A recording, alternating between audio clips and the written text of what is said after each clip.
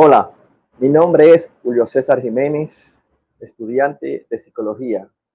En este momento voy a proceder a hacer la presentación del trabajo final de psicología clínica con el tema enfoques psicológicos aplicados a la psicología clínica. Procedamos.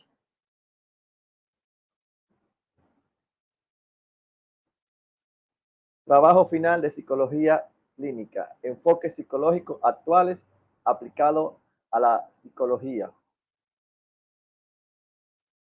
Lo primero que tenemos que hablar es del origen de la psicología. Los primeros psicólogos que conocemos son los filósofos griegos, Platón y Aristóteles. Estos filósofos hicieron muchas de las mismas interrogantes que se hacen los psicólogos de hoy, entre ellas la diferencia entre naturaleza y crianza y la existencia del libre albedrío. Platón argumentó del lado de la naturaleza, creyendo que ciertos tipos de conocimientos son innatos.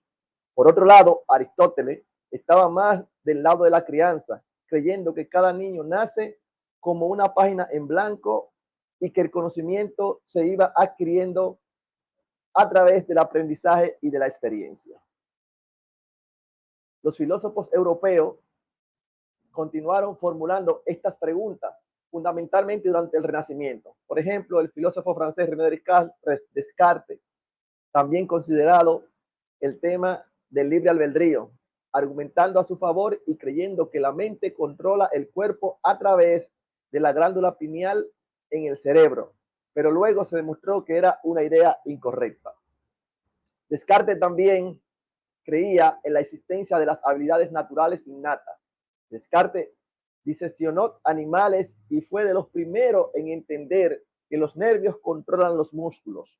También abordó la relación entre la mente y el cuerpo. Descartes creía en el principio del dualismo, que la mente es fundamentalmente diferente del cuerpo mecánico. Otros filósofos europeos también que se pueden mencionar, entre ellos están Thomas Hobbes, John Locke, Jean-Claude Rousseau, también intervinieron en estos temas. Los problemas que vivieron estos primeros filósofos fue que contaban con pocos métodos para resolver sus afirmaciones. Muchos de ellos, en parte, porque aún no sabían cómo hacerlo, y también porque no estaban seguros de que fuera posible siquiera estudiar objetivamente la experiencia humana. Pero los primeros psicólogos de la investigación, el psicólogo alemán Wilhelm Wundt, quien desarrolló un laboratorio de psicología en Leipzig, Alemania, y el psicólogo estadounidense William James, que fundó un laboratorio de psicología en la Universidad de Harvard. Al igual que otras ciencias, la psicología se ha dividido en diferentes disciplinas para permitir un mayor análisis en cada campo, y con el tiempo ha surgido diferentes enfoques analíticos más populares que otros. En el ámbito clínico, todos los métodos se han probado con éxito, pero cuando se trata del problema, lo que se debe abordar es el enfoque del paciente.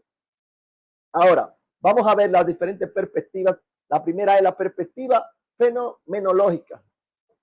La perspectiva o enfoque fenomenológico afirma que la conducta de cada ser humano en cualquier momento está determinada principalmente por la percepción del mundo que tenga el individuo. Esta teoría fenomenológica supone que cada persona es única, que la perspectiva de la realidad de cada persona es un poco diferente a la de los demás y que la conducta de cada persona refleja esa perspectiva cambiante conforme da un momento a otro.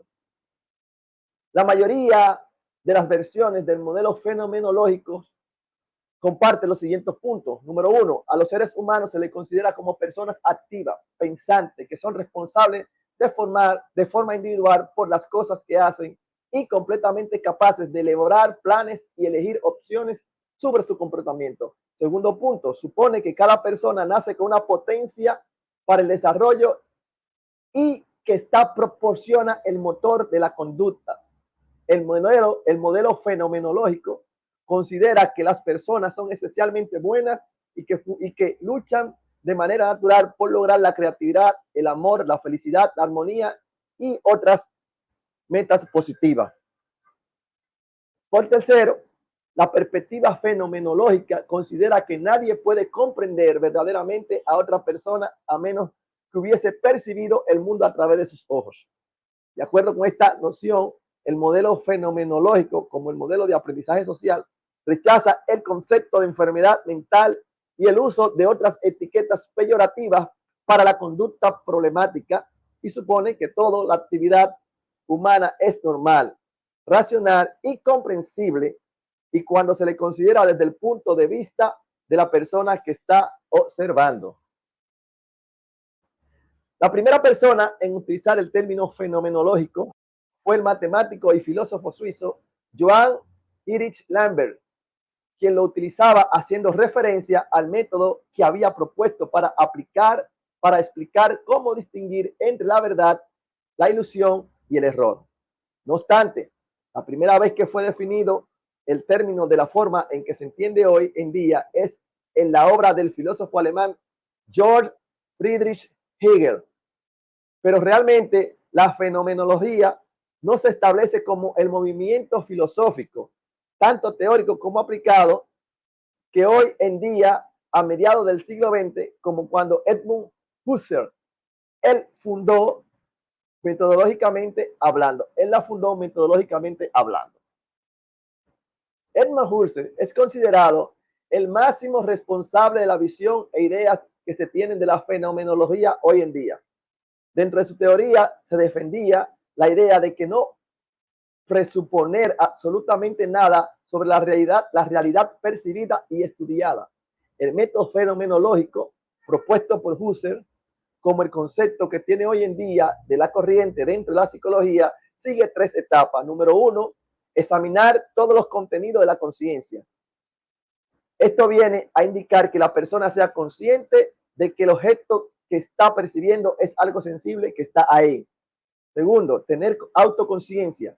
Aunque la persona determina si los contenidos percibidos existen realmente o forman parte de su asignación. Y número tres, suspender la conciencia fenomenológica. Esto no es más que sentir el objeto percibido por sí mismo, solamente captarlo, ¿verdad? Solamente en esto no se centra en razonamiento, es solamente percibir y captar el objeto percibido. También Frank Brentano, a quien se le ha atribuido ser el origen de la fenomenología moderna. También podemos mencionar David Hume, que en su obra Tratado sobre la naturaleza humana muestra ser partidario del enfoque fenomenológico, aunque todavía no se había conceptualizado plenamente. Ya para el siglo XX son destacables la figura de Martin Heidegger y Maurice Merleau-Ponty. La terapia fenomenológica, entre las terapias mayormente orientada humanista existencial que ha enfatizado los campos fenomenológicos, se puede mencionar la psicoterapia centrada en la persona, la psicoterapia corporal y la gestal. Vamos a hablar ahora de la perspectiva humanística existencial. La perspectiva humanística existencial, la obra de Abraham Maslow, que es el mayor representante, proporciona otra versión del modelo fenomenológico, como otros fenomenólogos.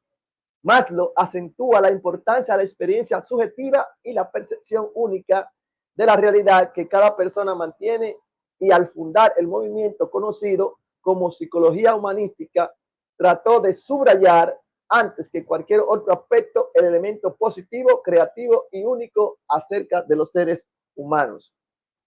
Maslow considera que las personas tienen la capacidad y necesidad de lograr la autoactualización, pero él sugiere que las personas fracasan en obtener su potencial cuando su potencial humano completo debido a la presencia de las necesidades no cubiertas. Para Maslow, estas necesidades forman una jerarquía que incluye los requisitos fisiológicos básicos como la comida y el agua, con lo que cada persona nace. Así que como requisito de un nivel superior, como la seguridad, amor, pertenencia, autoestima y finalmente la actualización. Maslow aquí le da importancia más que a las autorrealizaciones, sino a las necesidades básicas del individuo. Seguimos.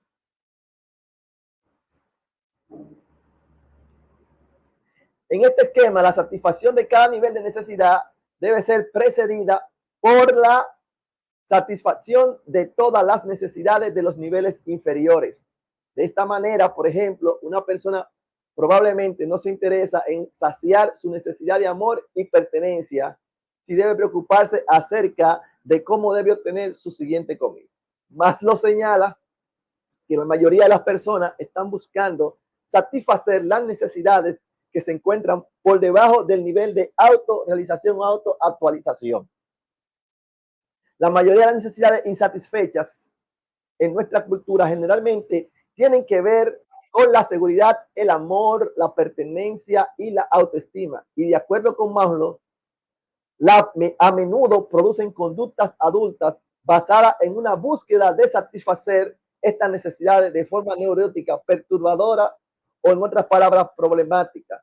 Es decir, que hay personas que cuando no llenan esos vacíos, esos espacios, cuando son grandes, cuando son niños, cuando llegan a ser grandes, entonces quieren de una manera casi irracional querer satisfacer y llenar esos espacios que no se llenaron cuando fueron niños. Ahora, las necesidades de orden inferior se encuentran satisfechas de manera adecuada. Si están satisfechas de manera adecuada, conforme se desarrolla la persona y por lo tanto se liberan para la búsqueda de las necesidades más altas, la autoactualización. Estas personas gozan de una posición en la cual pueden centrarse en lo que pueden ser. Es decir, que si una persona ya tiene sus necesidades básicas resueltas, ¿verdad?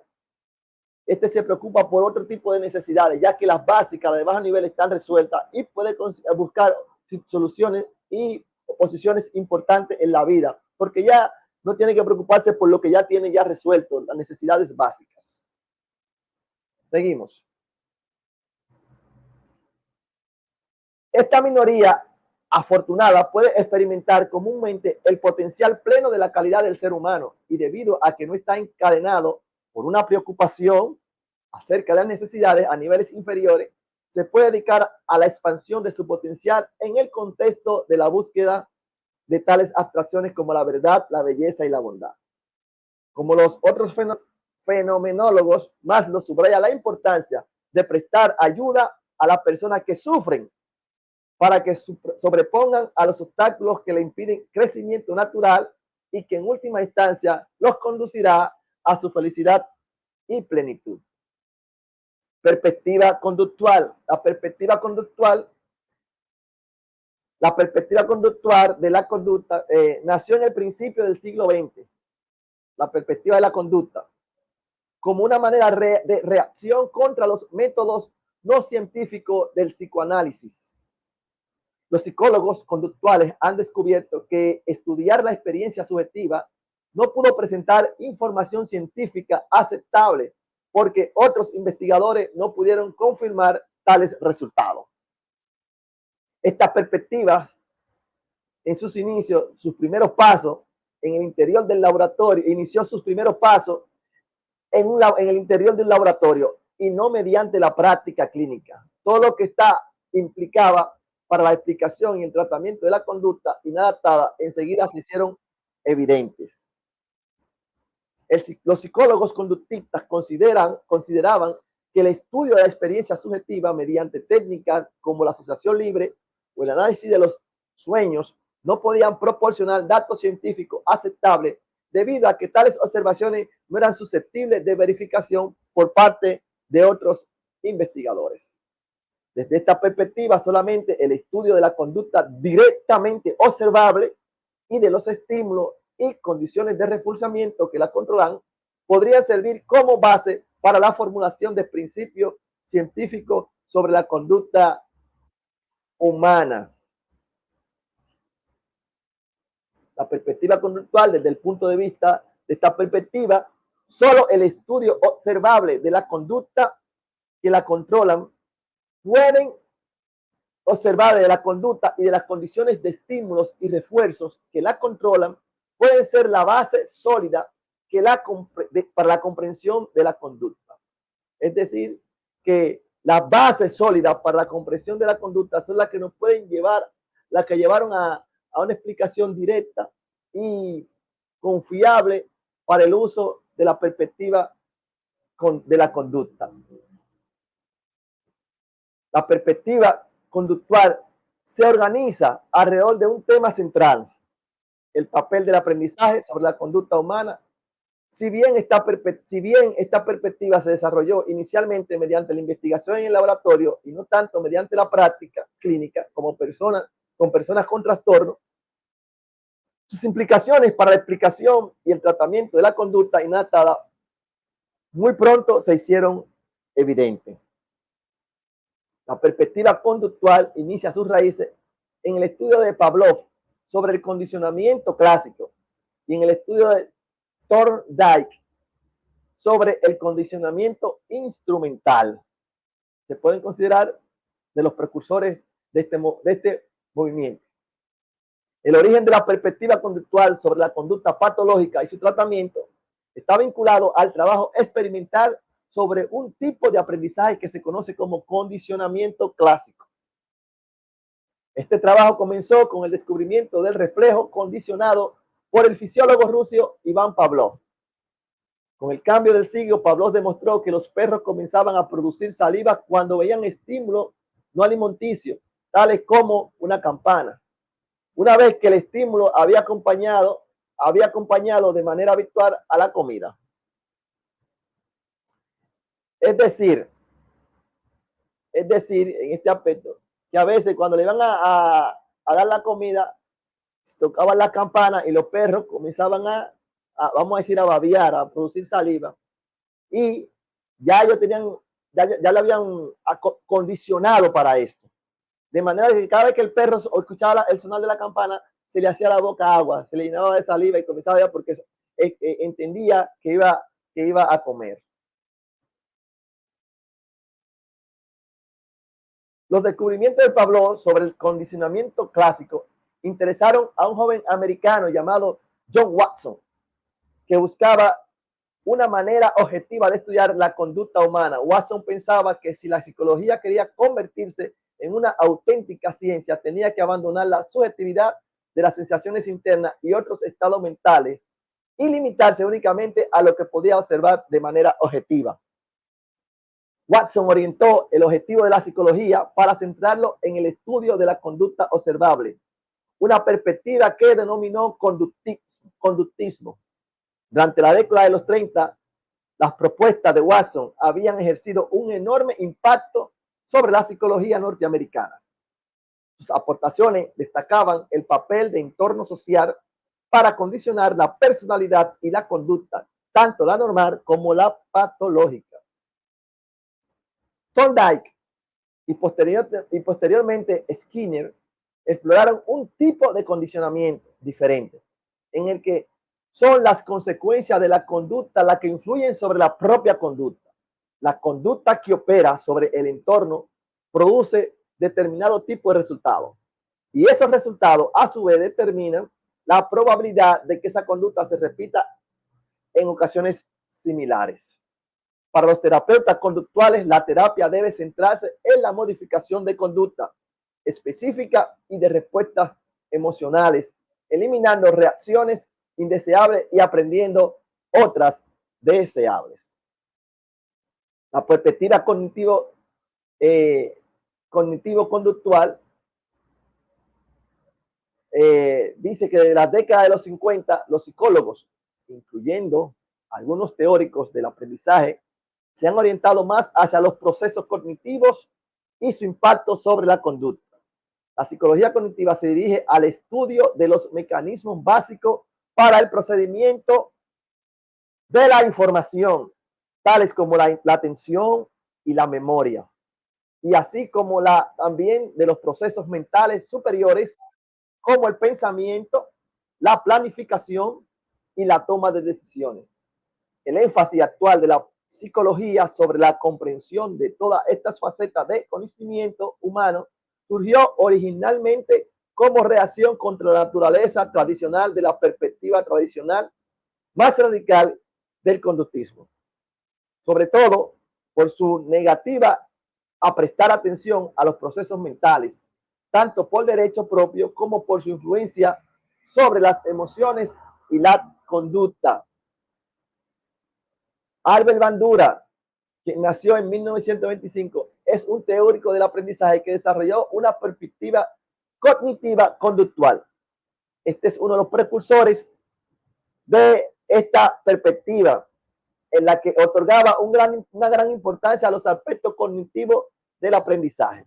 Bandura recalcaba que los seres humanos regulan su propia conducta recurriendo a procesos simbólicos internos, esto es, al pensamiento. Así pues son capaces de aprender mediante un reforzamiento interno. Bandura ha llegado a decir que los seres humanos tenemos la capacidad de autodirigirnos. Bandura ha desarrollado una teoría de la autoeficacia que alude a la creencia de si es o no posible conseguir los objetivos que uno se propone. Ha sugerido que los tratamientos cognitivos conductuales funcionan en gran manera debido a que aumentan la sensación de autoeficacia. Otros teóricos cognitivos conductuales abandonaron el marco teórico del aprendizaje de una manera más extrema que Bandura y se centraron casi exclusivamente sobre los procesos cognitivos y su impacto sobre la conducta. En la actualidad, la perspectiva cognitiva o cognitivo-conductual de la conducta patológica se centra en los procesos mediante los cuales los pensamientos y el procesamiento de la información puede llegar a distorsionarse y a producir emociones y conductas inadaptadas. La teoría de la atribución también ha contribuido de una manera importante a la perspectiva cognitivo-conductual. Y podemos ver algunos que influyeron, como Anderson, Krull, Wiener, Fiske y Taylor, Gottlieb y Abramson.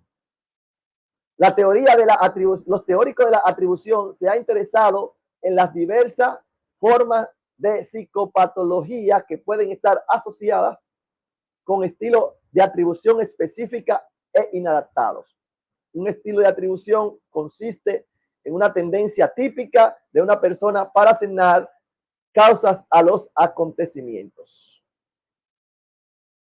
Las atribuciones causales nos permiten explicar la conducta y predecir la cultura futura.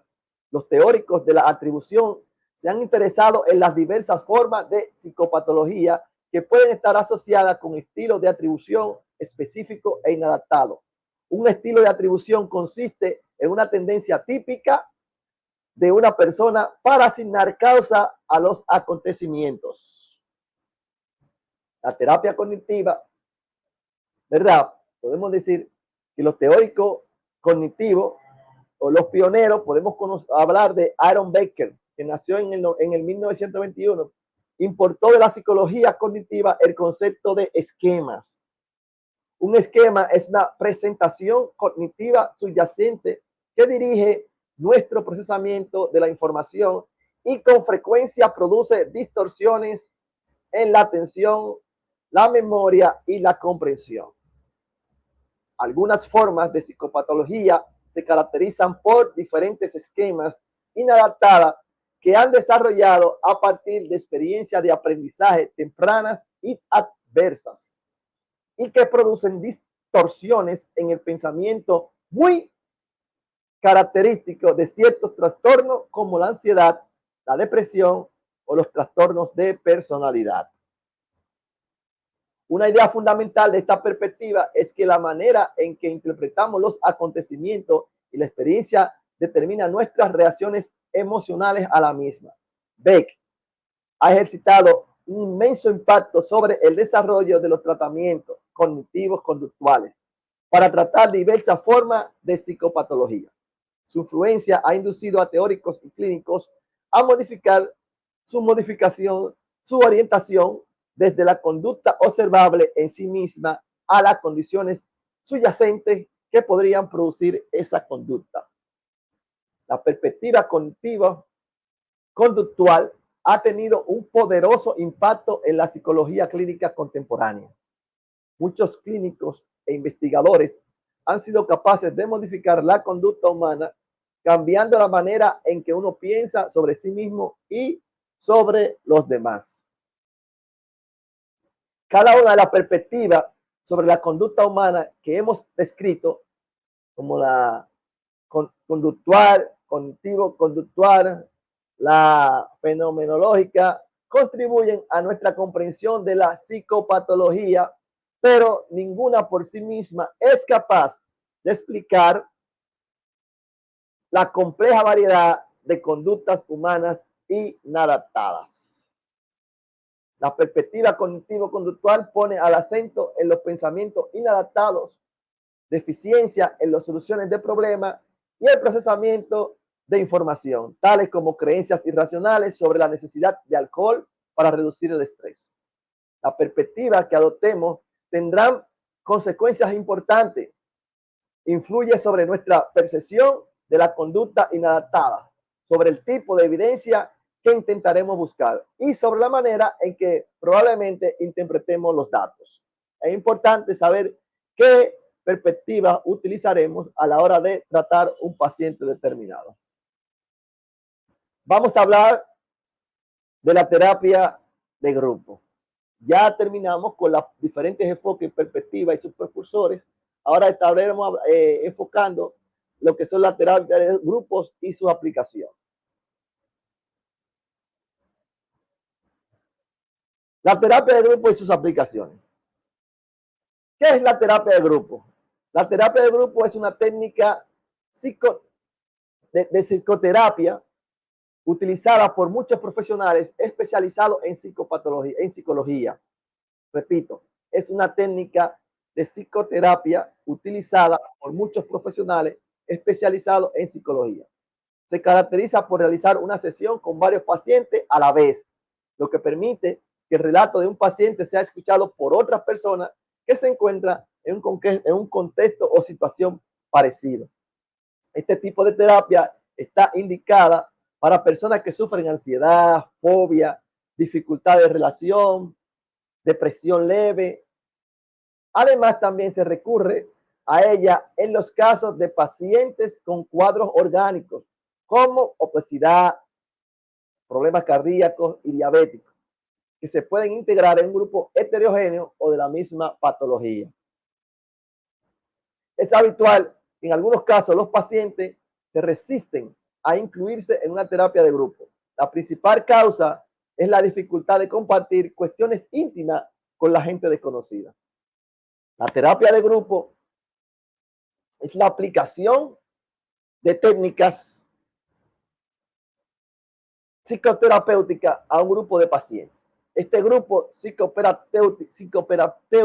psicoterapéutico dota a sus miembros de estrategias adecuadas de afrontamiento y de recursos cognitivos y emocionales adaptativos para el cambio, aumentando su autonomía y potencia, y potenciando el crecimiento personal de los mismos. Es decir, que a la medida que la gente va introduciéndose, relacionándose y metiéndose en este tipo de terapia, es una manera más fácil de encontrar salida y desarrollarse. La terapia grupal ofrece una selección más variada de relaciones, puesto que los pacientes deben interactuar entre sí. Ellos son los líderes del grupo. Poco a poco cada componente aprende a ocuparse de sus gustos, adversiones, similitudes, diferencias, envidias, miedo, así como de su timidez, competitividad, agresividad, etc. Bajo la mirada del grupo, los miembros dan y reciben feedback sobre el significado y el efecto de las diversas interacciones que suceden entre ellos. La terapia grupal es un excelente complemento de tratamiento psicológico individual y el tratamiento psiquiátrico. Las principales características de la terapia grupal es la universalidad. Eso quiere decir que muchas personas se dan cuenta que el problema que tienen ellos lo tienen otros. Eso es lo que quiere decir, resumiendo, la universalidad. Que, que te saca de la soledad creyendo que tú eres el único que está viviendo eso. No, te puedes dar cuenta de que otras personas están ahí. La cohesión de grupo es otro aspecto esencial en la terapia y que caracteriza este formato. Es un grupo cohesionado, los miembros se aceptan, se apoyan mutuamente y constituyen relación significativa. Y está el altruismo.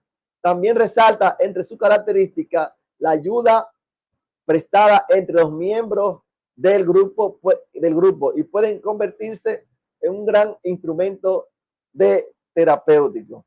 Eso quiere decir, la terapia de grupo hace que las personas conozcan que ellos no son los únicos que tienen ese problema, trae unidad entre las personas que se pueden ayudar mutuamente uno a otro, pero también pueden darse ayuda, ¿verdad? La gente se convierte en altruista, dando apoyo, acompañando a otras personas que también estén pasando por el mismo proceso.